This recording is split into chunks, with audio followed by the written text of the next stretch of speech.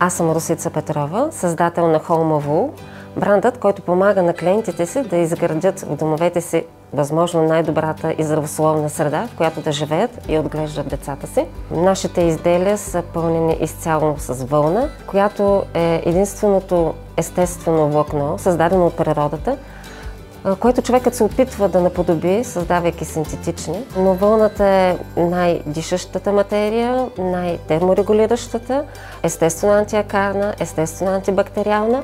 И нейната пружинна структура е това, което ни помага в продължение на десетки години да спим върху вълнени матраци и тялото ни да бъде в най-добрата позиция поддържано.